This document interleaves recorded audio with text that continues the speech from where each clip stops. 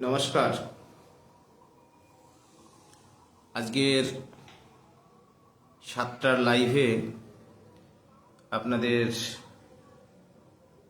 সকলকে সংগ্রামী অভিনন্দন। আবারও কয়েকটি কথা নিয়ে আমি এলাম লাইভে। আজকের লাইভের মূল বক্তব্য আবারও রাজ্যের মাননীয় মুখ্যমন্ত্রী এবং আমাদের রাজ্যের সম্মানীয় উচ্চশিক্ষামন্ত্রী ব্রাত্য বসু মহোদয় আজকে 26শে ডিসেম্বর আপনাদেরকে বারবার অনুরোধ করা হচ্ছে আমাদের সাথে আলোচনায় অংশগ্রহণ করার জন্য। আমাদেরকে আলোচনার সুযোগের ব্যবস্থা করে দিন। একসঙ্গে আমরা আলোচনা করতে চাই এই সমস্যা সমাধানের জন্য। দ্বিতীয় বক্তব্য, আমি বলেছিলাম যে বিধানসভায় বিল পাস করে আনটেন্টেড শিক্ষাকর্মী যাদের 9 মাস ধরে বেতন বন্ধ সহ আনটেন্টেড শিক্ষক শিক্ষিকাদের ধারাবাহিকতা সহ বিদ্যালয়ে ফেরাবার জন্য বিল পাস করা। বিধানসভায় এই বিল পাস করা বিষয়টা কি?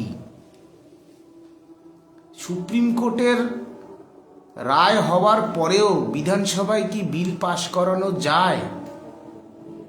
হ্যাঁ, অবশ্যই যায়, অবশ্যই যায়।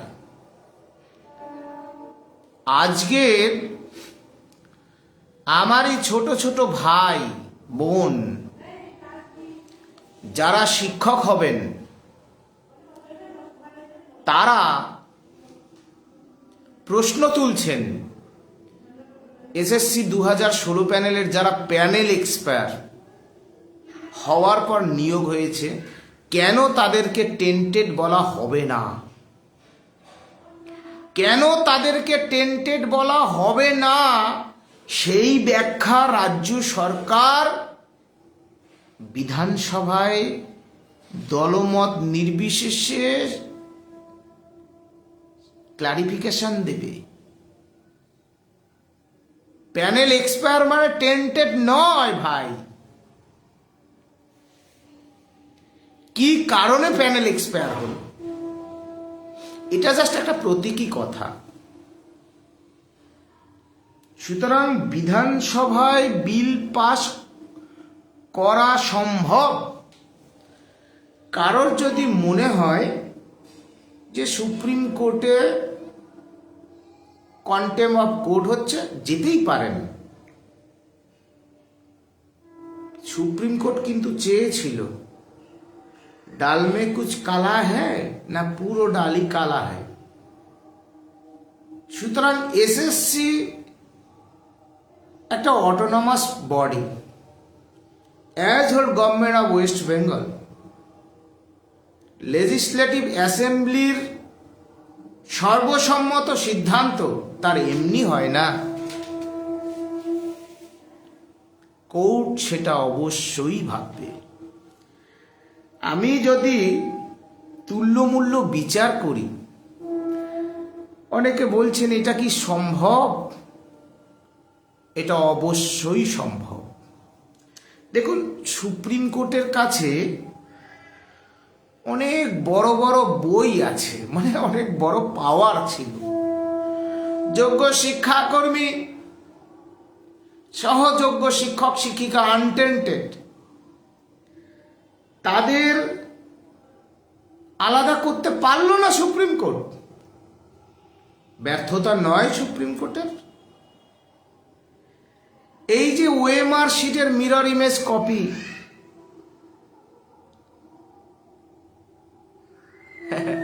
এই যে, হ্যাঁ নিশ্চয়ই বলবো, মাম্পি দে অবশ্যই বলবো, ওএমআর শিটের মিরর ইমেজ কপি, যার যে নাম্বার এবং আরটিআই করে নিয়োগের বহু আগে যে নাম্বার বা এসএসসির সার্ভারে যে নাম্বার, সেই নাম্বারগুলো প্রত্যেকটা আইডেন্টিক্যাল। তাহলে যার হ্যাশ ভ্যালু সেম, তাহলে সেই ওএমআর শিটগুলো কেন পাবলিক ডোমেনে এলো না? সুপ্রিম কোর্ট কেন এসএসসিকে চাপ দিয়ে প্রকাশ করতে পারল না? কিংবা সিএফএসএল রিপোর্টের প্রয়োজন ছিল কি না? যদি থাকে, সিএফএসএল রিপোর্ট কোথায়? সিআইএফএস মানে তার যে সেন্ট্রাল যে ফরেন্সিক যে রিপোর্ট, তার রিপোর্ট কোথায়? যদি সেই রিপোর্টের প্রয়োজন না থাকে, this OMR sheet is valid, কেন প্রকাশ হলো না? এইটা কি সুপ্রিম কোর্টের ব্যর্থতা নয়? সুতরাং তারপরে যে রায় দিল ফ্রেশ সিলেকশনের কোনো সঠিক ক্লারিফিকেশন দিল না, এবং সুপ্রিম কোর্ট প্রত্যেকের প্রশ্নের উত্তর দেব। মাম্পি দে আলাদা পরীক্ষা নিলে ভালো হতো, দাদা আমরা ফ্রেশার্স একটু খুব চিন্তায় আছি। শুভজিৎ সাহা অবশ্যই উত্তর দেব। তাহলে সুপ্রিম কোর্ট, তার নাকি বিশাল পাওয়ার, তাহলে তার পাওয়ার এক্সারসাইজ করে তিনি তার রায়ে ছত্রে ছত্রে লিখছেন এসএসসি চোর, এসএসসি দায়ী, বোর্ড দায়ী, গভর্নমেন্ট অফ ওয়েস্ট বেঙ্গল দায়ী। তাহলে তাদেরকে চাপ দিয়ে আনটেন্টের তালিকাটা সুপ্রিম কোর্ট নিতে পারল না, এটা সুপ্রিম কোর্টের ব্যর্থতা নয়? আমি বিচারকদের রায় নিয়ে কাটাছেঁড়া করার মতো আমি অতটা জ্ঞান আমার হয়নি, কিন্তু এটা নিশ্চিতভাবে ব্যর্থতা, এটা সুপ্রিম কোর্টের ব্যর্থতা নয়। আচ্ছা, এতদিন পর 7 বছর 7.5 বছর একটা ধারাবাহিকতা সহ চাকরি করা, ঝপ করে তার চাকরি কেড়ে নেওয়া, তাহলে তার বেঁচে থাকা, এই চাকরির সাথে আমাদের বেঁচে থাকার সম্পর্ক আছে, এই চাকরির সাথে আমার সম্মানের সম্পর্ক আছে, এই চাকরির সাথে আমার লক্ষ লক্ষ ঋণের সম্পর্ক আছে। যে এই যে বাড়িটা, যে বাড়িতে আমি থাকি, এই বাড়িটা হচ্ছে আমার বাবার জমি, আমার কিছুই নেই, অনেক কষ্ট করে একটা বাড়ি করলাম, অনেকে লোন নিয়েছে, তাহলে সেই বাবার পৈতৃক ভিটাটা সেটাও কেড়ে নেবে সুপ্রিম কোর্টের একটা রায়। সুতরাং সুপ্রিম কোর্ট এতদিন পর যে আনটেন্টেড শিক্ষকদের চাকরি কেড়ে নেবে, কেন কেড়ে নেবে তার কোনো সঠিক ব্যাখ্যা দেয়নি। আনটেন্টেড শিক্ষকদের কেন দ্বিতীয়বার পরীক্ষায় বসতে হবে তার কোনো সঠিক ব্যাখ্যা সুপ্রিম কোর্ট দেয়নি। ফ্রেশ, আমি আগেই বলেছি, ফ্রেশ সিলেকশনের ক্লারিফিকেশন সুপ্রিম কোর্ট দেয়নি, ছুকিতকিত করে ছেড়ে দিয়েছে।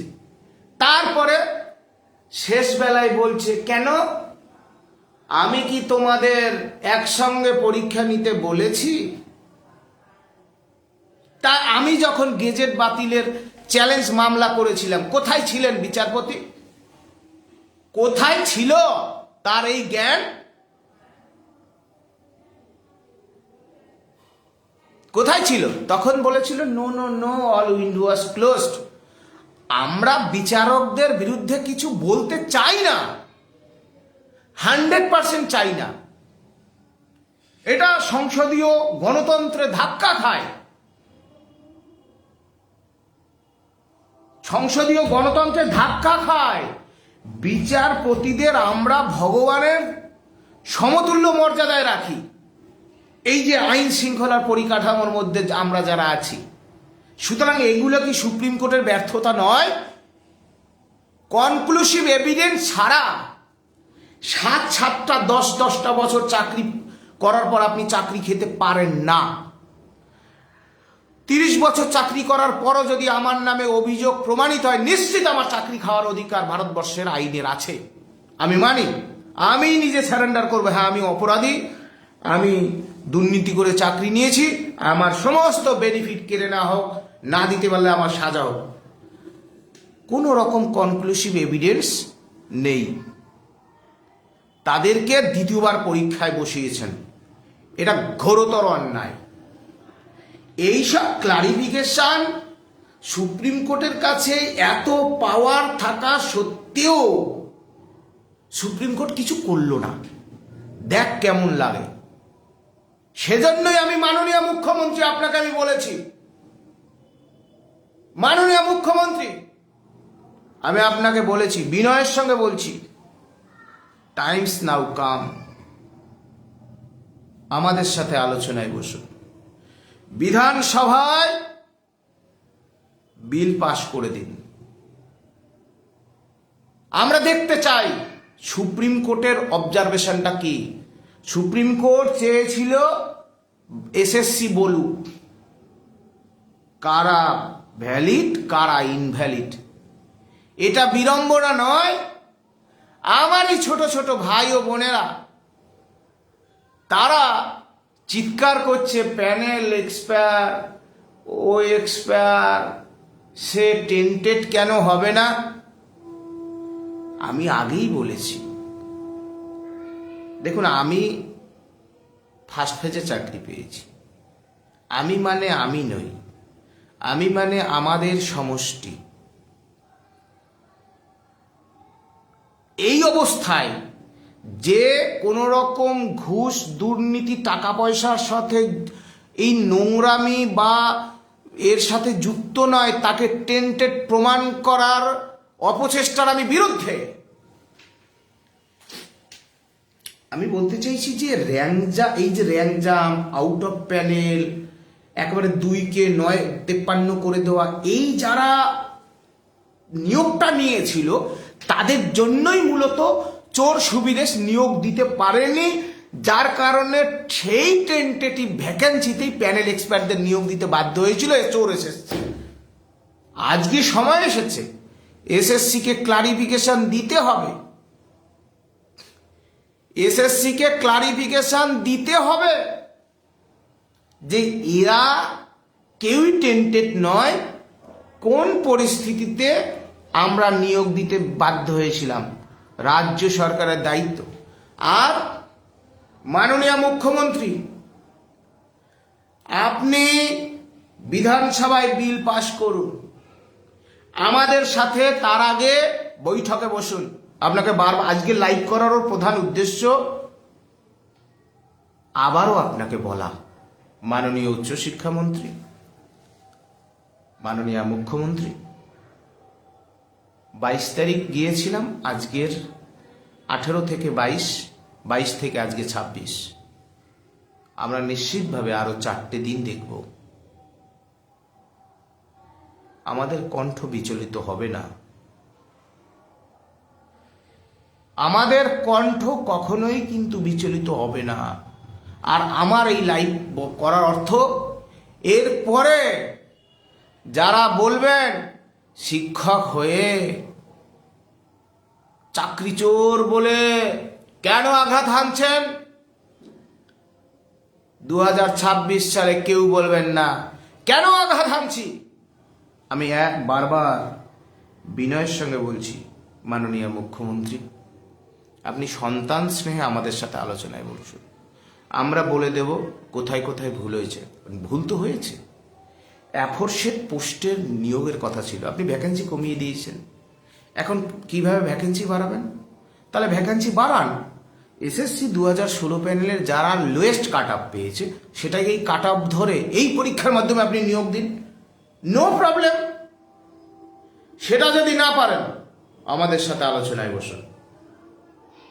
আমি আবার বলছি, আপনি অ্যাফোরশেড পোস্টের ভ্যাকেন্সি কমিয়েছেন বিশেষ কিছু কিছু ক্ষেত্রে।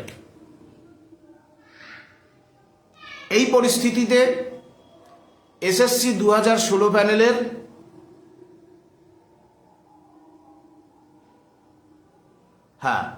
এসএসসি 2016 প্যানেলের যারা লোয়েস্ট কাট অফ পেয়েছে সেটাই কাট অফ, ভ্যাকেন্সি বাড়ান, নিয়োগ দিন, না পারলে আলোচনায় বসুন। আর আপনাকে কেন আমি বলছি, ভারতবর্ষের বিচার ব্যবস্থায় কোথাও মানুষের মুখের খাবার কেড়ে নেওয়ার কথা লেখা নেই। মানুষকে ন্যায় দেওয়ার কথা আছে, মানুষকে চাকরি দেবার কথা আছে, তার কর্ম কেড়ে নেওয়ার কোনো কথা সংবিধানে লেখা নেই।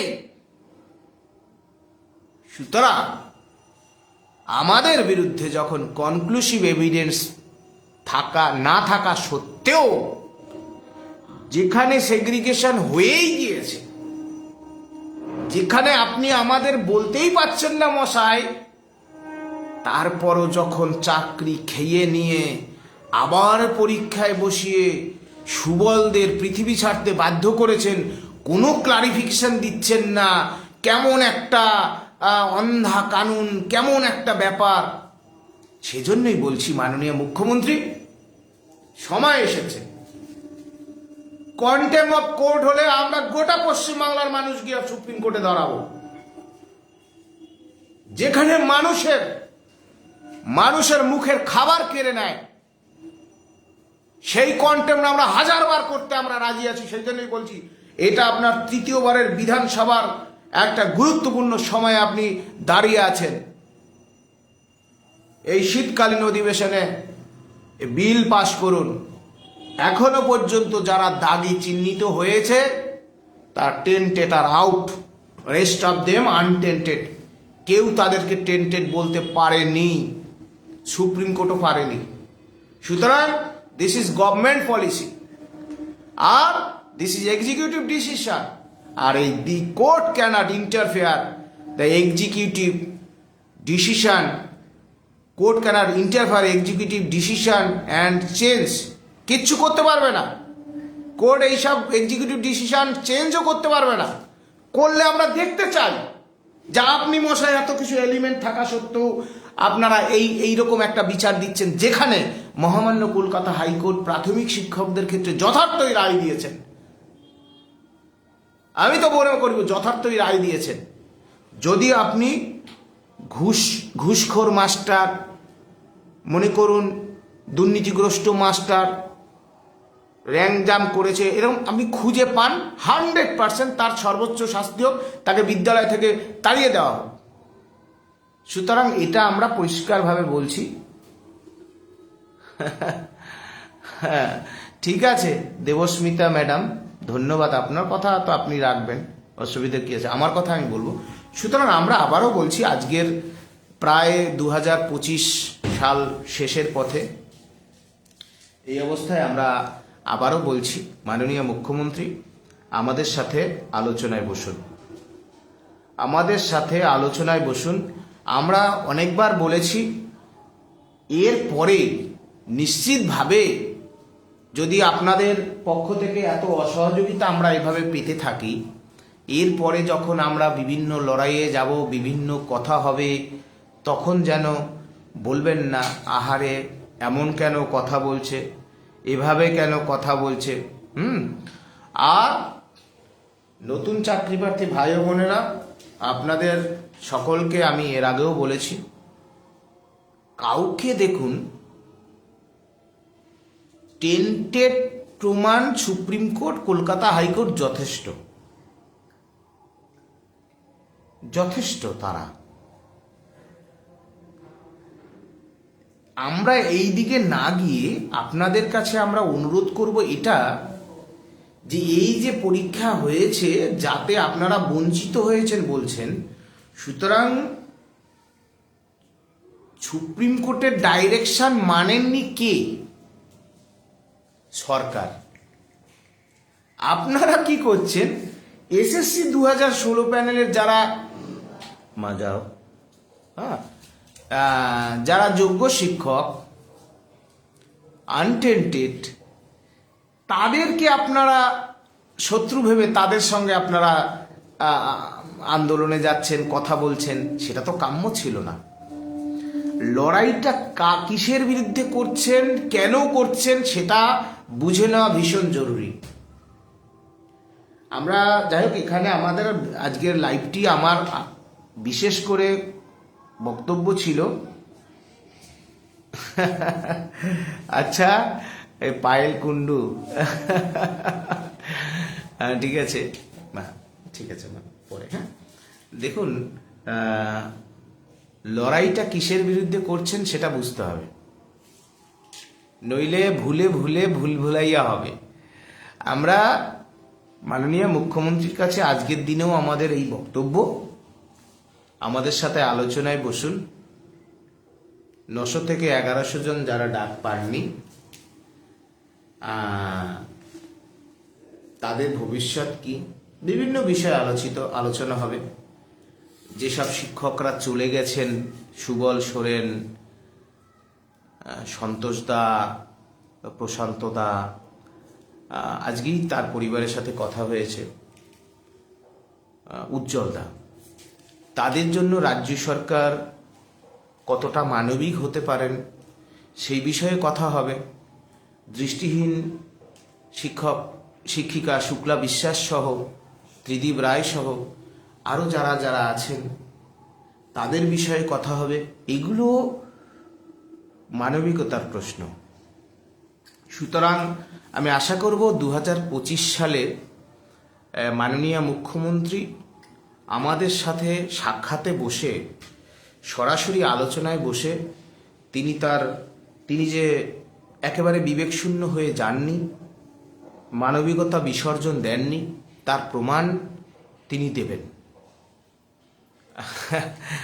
কি ভগবান গোলা রাজনীতি! আপনি বিধানসভায় ভোটে দাঁড়াবেন, আপনি কি আমাকে টিকিট দেবেন?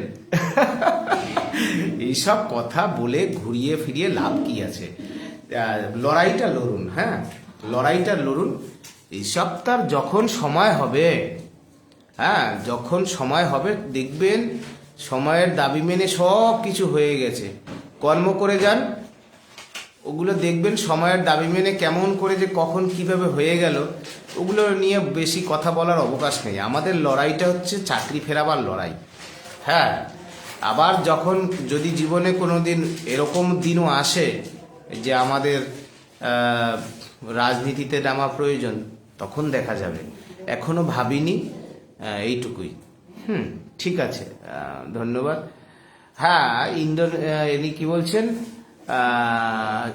শিক্ষাকর্মী, যোগ্য শিক্ষাকর্মীদের বাঁচান। দেখুন, যোগ্য শিক্ষাকর্মীদের তারা অনেক 3394 জন আছেন।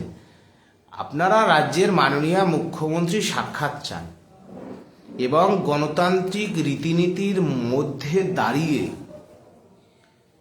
আপনাদের সর্বোচ্চ ভয়েস আপনারা প্রতিবাদের মাধ্যমে তুলে ধরুন। এমন কিছু প্ররোচনায় কখনোই পা দেওয়া যাবে না যেন ধপ করে জ্বলে উঠল, টপ করে নিভে গেল। সেটাকে আন্দোলন বলে না।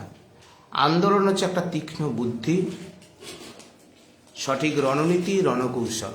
আশা করি আপনারা বুঝবেন। এবং আমরা মাননীয় মুখ্যমন্ত্রী সাক্ষাৎ চেয়েছি, তার সাথে এই সমস্ত বিষয়টা উঠবে। আজকে যোগ্য শিক্ষাকর্মীদের কি অপরাধ ছিল? সুপ্রিম কোর্ট, আপনারা বলছেন সুপ্রিম কোর্ট ভাবেনি। আপনাদের জন্য রাজ্য সরকার রিটেন দেয়নি সুপ্রিম কোর্টে যে এদেরকে বাঁচানো দরকার, এরা কোথায় যাবে? সবাইকে ভাতা দিতে চেয়েছে। সবাইকে কেন? যোগ্য শিক্ষাকর্মীদের ভাতা দিলে কে আটকাবে? কার বাবা আটকাবে? হ্যাঁ, লক্ষ্মীর ভাণ্ডার দিচ্ছে, কোন কোর্ট আটকাতে পেরেছে? কোন কোর্ট আটকাতে পেরেছে? এই যে মুয়াজ্জেমদের টাকা দেওয়া হচ্ছে, কে আটকাতে পেরেছে? Public interest. সরকার দেওয়ার ইচ্ছে নেই। আজকে বলবো তো মাননীয় মুখ্যমন্ত্রীকে মিসলিড করছে। মাননীয় মুখ্যমন্ত্রীকে, হ্যাঁ হ্যাঁ হ্যাঁ ঠিক আছে, মাননীয় মুখ্যমন্ত্রীকে মিসলিড করছে কেউ না কেউ। সুতরাং আমাদের এই বিষয়ে সুস্পষ্ট বক্তব্য মাননীয় মুখ্যমন্ত্রী যদি আলোচনায় বসেন আমরা নিশ্চিতভাবে সেই বিষয়গুলো তুলে ধরতে পারবো। এইটুকুই আমরা বলে আজকের আর লাইভ দীর্ঘায়িত করব না। মাননীয় মুখ্যমন্ত্রীর প্রতি আমাদের এইটুকুই বলার, আজকের দিনেও আমি অনুরোধ করলাম বিধানসভায় বিল আনুন, আনটেন্টেড শিক্ষক শিক্ষিকা এবং শিক্ষাকর্মীদের ধারাবাহিকতা সহ বিদ্যালয়ে ফেরানোর সেই বিল, 2025 সালের মাইলস্টোন সেই বিল, যেখানে সুপ্রিম কোর্ট বারবার নিজের অবস্থান পাল্টাচ্ছে, সেখানে আমার নির্বাচিত সরকার এই কাজটা করুক। এটাই সময়ের দাবি, এটাই একটা মোক্ষম চাল হতে পারে বলে আমাদের ধারণা। আশা করি মাননীয় মুখ্যমন্ত্রী আমাদের কথা মূল্যায়ন করবেন এবং কেউ না কেউ আমাদের বক্তব্য মাননীয় মুখ্যমন্ত্রীর গোচরে আনবেন। এবং সর্বশেষ আবারও আমরা রাজ্যের উচ্চশিক্ষামন্ত্রী এবং মাননীয় মুখ্যমন্ত্রীর সরাসরি সাক্ষাৎ চেয়ে আজকের লাইভ শেষ করছি। আর এক্সপায়ারি অফ প্যানেল নিয়ে আজকে অনেক পোস্ট হচ্ছে। কে লিখছেন? শোভন মণ্ডল। দেখুন, ওই পোস্টই থেকে যাবে। আমি কি বললাম, এসএসসি ক্লারিফিকেশন দিক কেন এক্সপায়ার হয়েছিল। ওরা কেউই দুর্নীতির সাথে যুক্ত না। র্যাঙ্ক জাম্প কেন হয়েছিল, কেন র্যাঙ্ক জাম্পের পর নিয়োগ দিতে বাধ্য হয়েছিল, এসএসসি ক্লারিফিকেশন দিক। যদি এর মধ্যে কোনো এত কিছুর পরও টেন্টেড থাকে, মানে ঘুষ দিয়ে চাকরি নিয়েছেন, তাকে খুঁজে বার করার দায়িত্ব এসএসসির। সুতরাং বিধানসভায় বিল পাস করলে এগুলো আসবে, ধাপে ধাপে আসবে, যথাসময়ে কথা বলা যাবে। যাই হোক, এখানে আমরা শেষ করছি। হ্যাঁ, পায়েল কুন্ডু লিখছেন PH-OH ক্যাটাগরি নিয়ে আসতে হবে রোস্টার ভুলের শিকার প্রতিবন্ধীরা। হ্যাঁ, ঠিক আছে, আমরা তো বলেছি নতুন যে পরীক্ষা নিয়েছেন নিতে তো কেউ নিষেধ করেনি। আপনারা রোস্টার মেনে হোক, PH-OH VH সমস্ত ক্যাটাগরি ঠিকঠাক সংশোধন করে নিয়োগ দিন। 10-12 বছর ধরে নিয়োগ নেই, এটাই হোক সরকারের পলিসি, নিয়োগ হোক। মুখ্যমন্ত্রী শেষ রাজত্বকালে একটা সঠিক কাজ করে যাক। এতদিন তো কোনো ভালো কাজ করতে পারেনি, শিল্পও আনতে পারেনি, শুধু চপ ভাজতে বলেছে। এখন একটা ভালো পদক্ষেপ নিয়ে যাক, এটা তো সকলেই চায়। তাই মুখ্যমন্ত্রীকে তাই আমি আবারও বললাম, আমাদের সাথে আলোচনায় বসুন, যেটুকু দিন সময় আছে অনেক কিছু করে যেতে পারবেন। হ্যাঁ, এখানেই শেষ করছি। হ্যাঁ, নমস্কার।